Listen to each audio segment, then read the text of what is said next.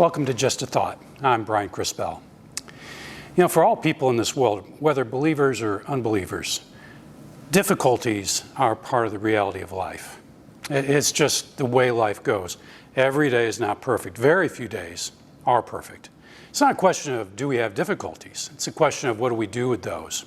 God helps us with that, like He helps us with all other things.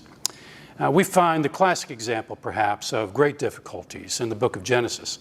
Very first book of the Bible, in chapter 37, we begin to be introduced to the great character of Joseph. Joseph, a man of such great faith and belief.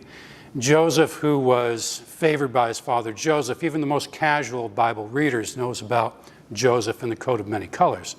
Favored by his father Jacob, envied by his brothers, sold by them into slavery, wrongly accused and thrown into prison. Joseph faced many, many difficulties. Man of great faith. Nowhere do we find Joseph criticizing or blaming God for any of this. And eventually he rises to power through God's power and providence and put into charge of the whole of Egypt. It's an amazing story. As we read about through chapter 45, we find Joseph's brothers finally coming to him, and Joseph finally revealing himself to his brothers and assuring them that it was not you who put me here. It was not you, but God.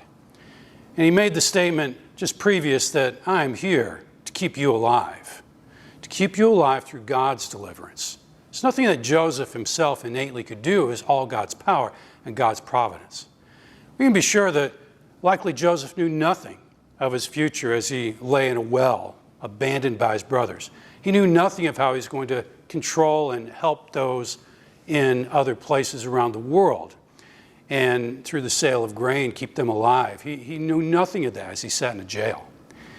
But instead, by the end of his life, a man of great faith, he could reflect on that and see how God's power was reflected in all the difficulties and all the things he could not possibly understand.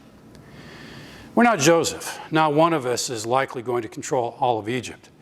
Not likely any of us, hopefully, is going to be sold by our siblings into slavery. Yet we have a great example of Joseph, knowing how to deal with difficulties. The fact is, and the difficult thing is, we can't possibly know the future. We pray for a reason. We pray for guidance. We pray for comfort. We pray for deliverance. We pray for protection.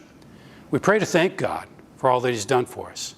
But we can't possibly know the future except for this, that at the end of all things, God is in charge, God is continually on His throne, and God continually does find victory.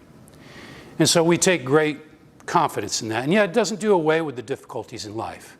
They're not uncommon, and it's typically overlooked as we go on through life with our limited perspective, that God typically brings good from bad, light from darkness.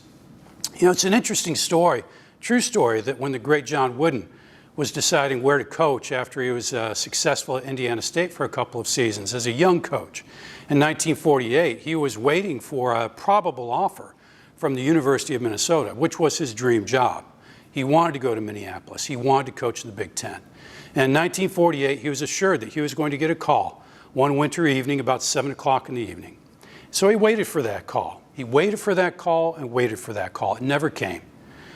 At the same time, he had also been offered a job by the virtually unknown West Coast school, the University of California at Los Angeles, UCLA.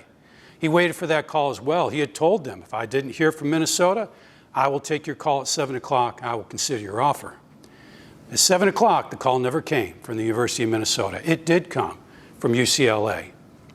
Wooden accepted the UCLA job, and the rest is legend.